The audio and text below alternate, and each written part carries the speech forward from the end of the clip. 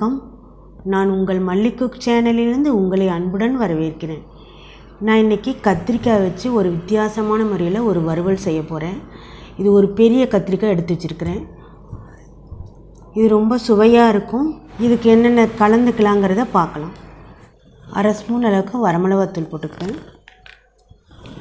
1/2 spoon அளவுக்கு காஷ்மீர் மிளகாத்தூள். இது காரத்தை கொடுக்காது, கலர்ஃபுல்லாக இருக்கும், அதுக்காக போட்டுக்கிறது. 1/2 ஸ்பூன் மிளகுத்தூள்,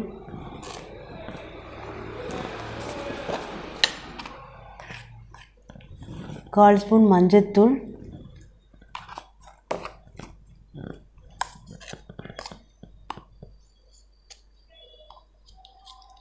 இஞ்சி பூண்டு பேஸ்ட்டு 1/4 ஸ்பூன்.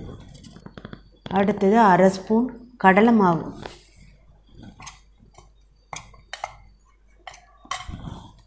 இது கொஞ்சமாக தேங்காய் எண்ணெய் கொஞ்சம் ஊற்றி கலந்து பிணையணும். அப்போ தான் அந்த பேஸ்ட்டு நல்லா ஒட்டும். 1/4 ஸ்பூன் தனியாத்தூள் போட்டுக்கணும்.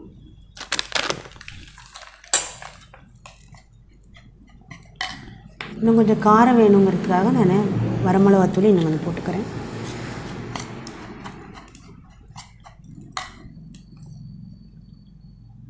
கொஞ்சமாக தண்ணி ஊற்றி கலக்கலாம்.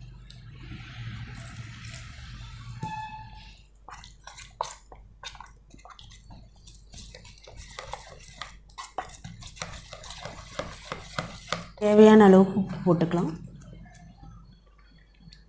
நான் 1/2 ஸ்பூன் போடுறேன்.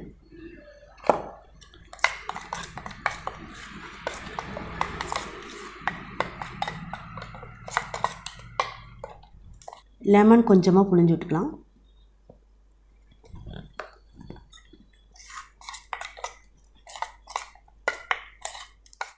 இந்த மாதிரி ஸ்டஃப் ரெடி ஆகிடுச்சு. இப்போ கத்திரிக்காவை எப்படி கட் பண்ணுறதுன்னு காட்டுறேன் பாருங்கள். ஓரளவுக்கு மொத்தமாக கட் பண்ணிக்கணும். அப்போ தான் அந்த இதெல்லாம் எசன்ஸ்லாம் ஒட்டும்.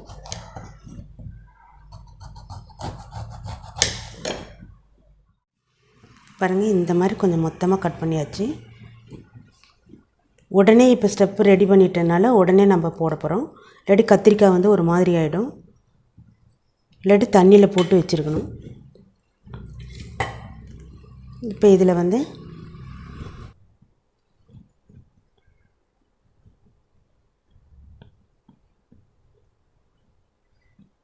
இப்படி ரெடி பண்ணி வச்சுக்கலாம்.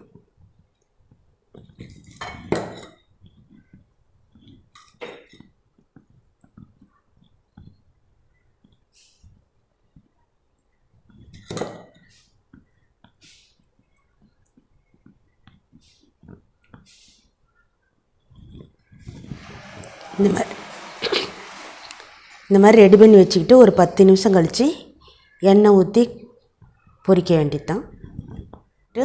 அதில் எண்ணெய் ஊற்றிக்கலாம்.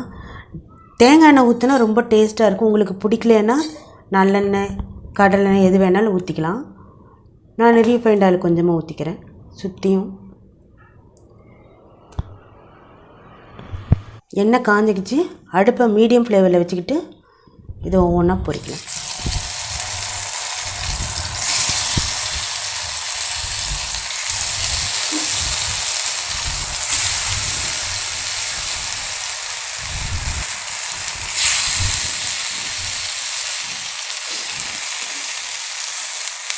கத்திரிக்காய் சீக்கிரம் வெந்துருங்கனால தான் கொஞ்சம் மொத்தமாக கட் பண்ணி இதை போட்டிருக்கேன். அப்போ தான் அந்த ஸ்டஃப்லாம் நல்லா எசன்ஸ்லாம் இறங்கியிருக்கும். இது சாம்பார் சாதம், ரசம் சாதம், தயிர் சாதம் எல்லாத்துக்குமே சூப்பராக இருக்கும். வித்தியாசமான டேஸ்ட் கொடுக்கறதுனால குழந்தைகள்லேருந்து எல்லாருக்கும் பிடிக்கும் இது சாப்பிட்றதுக்கு.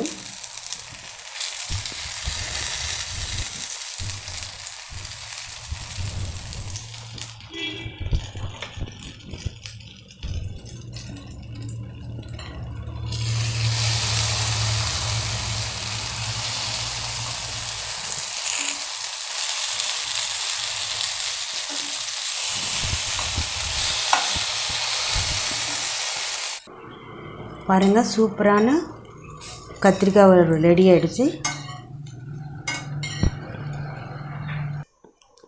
சுவையான மொறுமொறு கத்திரிக்காய் வறுவல் ரெடி ஆகிடுச்சு. நீங்களும் வீட்டில் செஞ்சு பாருங்கள். உங்கள் குழந்தைங்கள்லேருந்து பெரியவங்க வரைக்கும் எல்லாம் விரும்பி சாப்பிடுவாங்க. என்னோடய சேனல் பிடிச்சிருந்தால் லைக் பண்ணுங்கள், ஷேர் பண்ணுங்கள், கமெண்ட்ஸ் பண்ணுங்கள்.